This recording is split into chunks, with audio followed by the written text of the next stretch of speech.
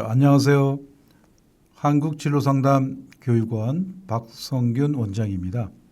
오늘은 혹사당하는 청소년 교육, 이대로 좋은가 제목으로 여러분과 함께 우리나라 교육에 대해서 생각해 보는 시간을 갖도록 하겠습니다. 교육 드라마로 스카이캐슬, 펜트하우스가 시청자의 관심을 끌었습니다. 만약 유럽 사람들이 보았다면 어떤 반응이 나왔을지 아주 궁금합니다. 유럽 사람들이라고 교육에 관심이 없는 것은 아닙니다. 하지만 우리나라 사람들처럼 자식들을 인류대학에 보내기 위하여, 의대를 보내기 위하여 비행을 저지르는 한국의 문화를 이해하기 어려울 것입니다. 화면에서 보는 것처럼 얼마 전에 스카이캐슬 아주 유행했었죠.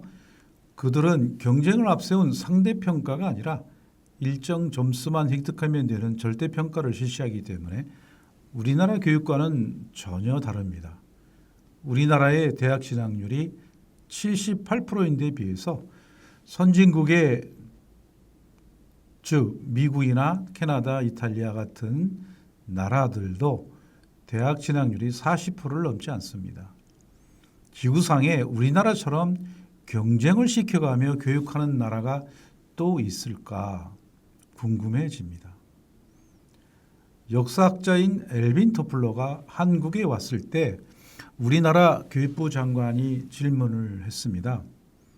한국의 교육에 대하여 한마디 부탁드려도 될까요? 엘빈 토플러는 망설임 없이 입을 열었습니다. 한국의 교육은 미래에 있지도 않은 직업을 위하여 하루에 15시간씩 청소년들을 혹사시키는 나라입니다. 화면에 엘빈 토플러의 사진이 나오고 있죠. 세계적인 미래학자입니다. 어느 나라보다도 열정을 가지고 교육열이 높은 나라라고 칭찬을 기대했던 교육부 장관은 충격에 빠질 수밖에 없었습니다. 청소년들을 혹사시키는 나라라니 어이가 없었습니다. 우리나라가 이렇게 잘 살게 된 원동력이 교육일진데 무엇 때문에 청소년을 혹사시키는 나라라고 폄하하는 것인가? 도저히 이해할 수가 없었습니다. 게다가 한국이란 나라는 밤 10시까지 공부를 시키는 나라라고 기네스북에 올라가 있답니다. 그렇다면 지구상에 한국처럼 공부시키는 나라가 없다는 말이 아니겠습니까? 유럽의 고등학교 학생들의 일과를 보면 5일 동안 등교하지만 고3 학생들도 이틀은 가족과 함께 점심을 먹고 나머지 3일은 오후 5시에 끝납니다.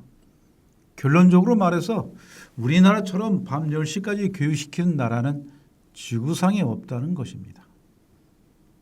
사교육비 26조이나 지출하는 나라, 고등학생들이 1년에 3만 명씩 자퇴하는 나라, 10년을 영어를 배워도 코가 큰 사람만 만나면 꽁무니를 빼는 나라, 신동은 많아도 천재가 없는 나라, 그렇게 공부를 시켜도 노벨상을 탄 사람이 없는 나라, 학업 중단 숙려제를 실시하는 나라, 그렇게 공부를 시키고도 취업이 안 되어 청년 수당을 주는 나라, 이 모든 것들이 안타까운 현실입니다.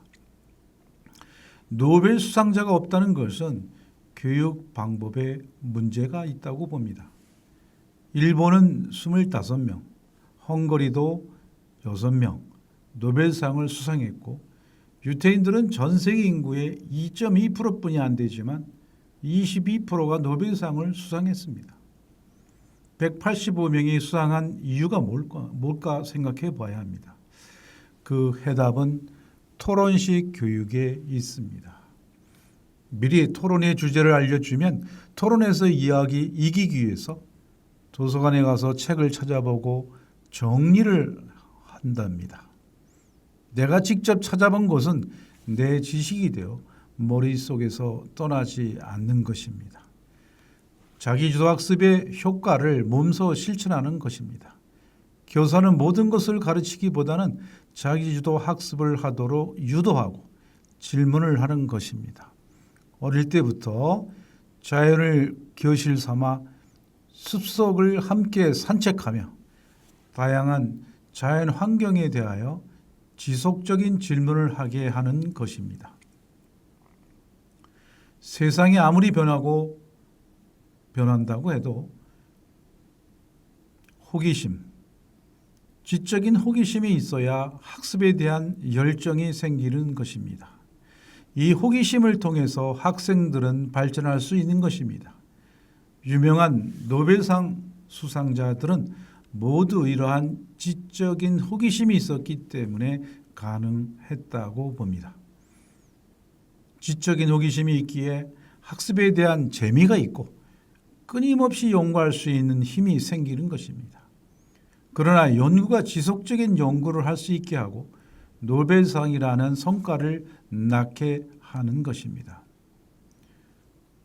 자, 학습이란 말은 배울학자의 익힐 습자입니다. 우리나라 학생들은 학교에서 배우고 학원에 가서 또 배우고 학은 많은데 스스로 하는 습이 부족합니다. 습이란 한자는 기두의 일백백자입니다. 새가 깃을 100번을 움직여야 날 수 있는 것처럼 공부도 100번을 반복해야 내 것이 된다는 뜻입니다. 학이 시습지면 불역욕하라. 배우고 때때로 익힌다는 뜻으로 선학에게 도를 배우고 언제나 반복 연습하는 자기 완성을 위한 노력하는 자세를 학이 시습이라고 했습니다. 그래서 본인이 좋아하는 것을 개별시켜 주는 것입니다. 본인이 호기심이 있고 좋아하는 것이라면 뜯어 말려도 할 것입니다. 주입식 교육은 본인의 강점과 관계없는 국영수 사과를 반복하기 때문에 과목도 공부를 해야 하니 수업량은 많고 부적응 학생들이 많을 수밖에 없습니다. 교육이란 용어로 에듀케이션이라 라틴어의 어원을 따져보면 캐내다라는 뜻입니다. 머릿속에 있는 잠재력을 캐내는 것이 교육이죠. 하지만 우리나라가 하고 있는 주입식 교육은 잠재력을 캐내기보다는 거꾸로 집어넣으려고 하는 것입니다. 그래서 재미가 없을 수밖에 없습니다. 학습량이 많다 보니 가족과 함께 할 수 있는 시간이 적습니다. 그러니 학생이 할 일을 부모가 대신 할 수밖에 없습니다. 화장실, 신발장 정리는 물론이고 공부방 청소까지 부모님이 다 해주다 보니 학생들은 주도성을 잃어버리고 스스로 공부하고 스스로 계획을 세워서 공부할 줄을 모르는 학생들이 많습니다. 이렇게 의존적인 학생들은 사회에 나가도 스스로 헤쳐나가지 못하는 연약한 인간으로 자랄 수밖에 없습니다. 자식 3명을 하버드 장학생으로 키운 장병희 박사는 아이의 할 일을 절대 빼앗지 말라고 강조합니다. 그런데 워킹맘은 아이에게 미안한 마음에 돈으로 해결하라고 하는 것이 큰 문제입니다. 그리고 냉정한 부모가 아이를 천재로 만든다고 했습니다. 잘못했을 때는 호되게 혼을 내고 30분 안에 잘못된 점을 교육을 시켜서 사랑으로 품어주고 바르게 살아가는 방법을 가르쳐야 한다고 합니다. 창의성은 어디서 오는 것이냐? 창의성은 남이 한 것에 내가 고명을 하나 얹으면 창의성이 되는 것입니다. 창의성이 하늘에서 뚝 떨어지고 머리에서 뚝 나오는 것이 아니라는 것이죠. 즉 남의 것을 본인이 모방을 하는 것이 또 하나의 창의이고 창작이다 라고 하는 것입니다. 삼성 이건희 회장이 살아계실 때 한탄하듯이 한 말이 생각이 납니다. 한국의 학생들은 머리는 좋은데 창의성이 부족하다라고 했습니다. 우리나라의 교육의 현실을 알고 있는 사람들에게는 그건 사실 당연한 말입니다. 창의성이란 경험에서 우러나오는 것인데 우리 학생들은 경험할 시간이 없습니다. 경험에는 직접 경험과 간접 경험으로 나온다고 합니다. 직접 경험은 여행을 하거나 알바를 한다든지 텃밭 가꾸기를 하면서 직접 몸으로 겪는 것입니다. 간접 경험은 책을 읽거나 인터넷을 통하여 경험한 것입니다. 그러나 학교에서 15시간씩 혹사를 당하다 보니 경험할 시간이 없습니다. 선생님의 경험을 들어서 간접 경험이라도 얻어야 하는데 선생님도 바빠서 경험할 시간이 없습니다. 결국 경험을 할 수 없으니 창의성을 발휘할 수가 없었던 것입니다. 도서관에 책은 많지만 책을 읽을 시간이 없습니다. 그럼에도 불구하고 오바마는 한국의 교육을 닮아라라고 했습니다. 그 이유는 전 국민의 인구 대비 대학 졸업자가 가장 많은 나라가 대한민국이라는 것입니다. 미국은 경제적 선진국이지만 전 인구 대비 대학 졸업자가 12위에 그칩니다. 그래서 오바마는 임기 내에 한국을 능가하도록 한다고 했지만 목표를 달성하지는 못했던 것입니다. 피사에서 OECD 국가를 상대로 학생들의 학력을 측정했습니다. 중학기 2학년 학생의 수학 성적을 측정하여 발표한 것입니다. 1위가 핀란드였고 2위가 한국이었습니다. 우리나라 교육부 장관은 아쉬움에 무릎을 쳤습니다. 조금만 더 잘했으면 1등을 할 수 있었을 것이기 때문이었습니다. 그러나 핀란드 교육부 장관은 그것은 아니라고 손사래를 쳤습니다. 그 이유는 핀란드 학생들은 웃으면서 1위를 했지만 한국의 학생은 울면서 2위를 했다는 것입니다. 구체적인 이야기를 들어보니 인정할 수밖에 없었습니다. 핀란드 학생은 일주일에 수학 공부를 하는 시간이 4.2시간이었지만 한국의 학생들은 9.4시간이었습니다.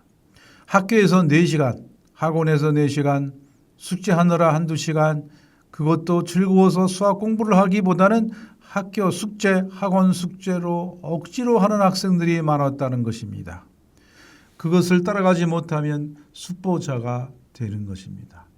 그런데 유럽에서는 한국의 학생이 전학을 오면 수학 잘하는 학생이 전학을 왔다고 합니다. 그 이유는 유럽은 수학의 원리를 중심으로 가르치지만 한국의 학생은 원리보다 문제풀기 중심으로 가르치기 때문에 원리는 몰라도 답을 구하는 수학을 하고 있는 것입니다. 핀란드의 교육은 어떻게 하기에 학생들의 즐거워하는 것인가? 핀란드에 찾아가 알아보니 우리나라와는 너무너무 달랐습니다. 첫째, 교사가 업무가 많다 보면 학생들에게 관심이 적어질 수밖에 없다는 것입니다. 그래서 핀란드는 교장 교감도 수업을 2시간 내지 4시간 하면서 교사의 수업량을 분산시킨다는 것입니다. 둘째는 우리 교육을 병들게 한 입시 제도를 철폐해야 합니다. 경쟁을 통해 줄 세우기 교육을 바꾸는 것입니다. 현재 우리나라는 과도한 수능 경쟁으로 미래 사회에 필요한 역량은 전혀 가르치지 못하고 국영수 사과에 매달리고 있습니다. 입시가 있는 한 입시에 초점을 맞추다 보면 올바른 교육을 할 수가 없다는 것입니다. 셋째, 교육과정의 철폐입니다. 미리 정해놓은 교육과정을 따라서 가르치다 보면 교사는 피동적인 교육을 할 수밖에 없고 교육과정을 철폐하고 연초에 교사가 1년 동안 가르치고 싶은 계획서를 작성하여 제출하고 능동적인 교육을 유도하여 학생들은 재미가 있고 교사들은 보람을 느낄 수 있는 교육이 진행되어야 한다는 것입니다. 그러면 교사가 능동적으로 바뀌면서 열정으로 지도할 수밖에 없다는 것입니다. 본인이 세운 교육 계획을 망칠 교사는 없기 때문입니다. 그리고 학생들의 강점을 파악하여 잠재력을 개발시켜주는 진로 교육을 우선하고 있기에 학생들은 즐거운 수밖에 없습니다. 핀란드 인구는 550만으로 인구 밀도가 낮은 우리나라보다 더 적은 나라이기에 가능하다고 할지도 모릅니다. 그러나 자세히 알아보면 처음부터 교육 방식이 다르다는 것을 알 수 있습니다. 어렸을 때부터 아이들을 밖에 나가 가만히 앉아서 개미나 곤충을 살펴보며 서로 다른 것을 관찰하고 아이들이 잘못하면 조금 떨어진 곳에서 지켜보고 있다가 스스로 잘못된 것을 찾아낼 때까지 기다리는 교육 방식입니다. 다른 사람들과 경쟁보다는 함께 하는 방법을 가르쳐주고 재능을 알 때까지 여러 가지 방법을 시도해 보는 것입니다. 가장 기본이 되는 것은 학생들의 재능을 찾아주고 개발시켜주는 교육이 재미있고 보람이 있는 교육이 되는 것입니다. 청소년들을 경쟁을 시켜 하루에 15시간씩 후삭시키는 교육, 1년에 3만 명의 자퇴자들에게 학업준당 순여제를 실시하는 교육, 이대로 좋은지 묻고 싶습니다. 우리나라가 교육으로 인해서 이렇게 잘 살고 되었다는 것은 전 세계가 잘 알고 있습니다. 이제 국영수 사과에 매달리지 말고 학생들의 창의성을 길러주고 살아가는 교육, 다시 말하면 성교육, 환경교육, 경제교육, 살아가는 데 필요한 교육을 해서 학생들이 행복한 세상을 살아갈 수 있도록 해주는 것이 우리의 의무가 아닌가 생각해 봅니다. 여러분 어떻게 생각하는지요? 오늘 우리나라 교육에 대해서 함께 짚어봤습니다. 한국진로상담교육원 원장 박성균이었습니다. 감사합니다.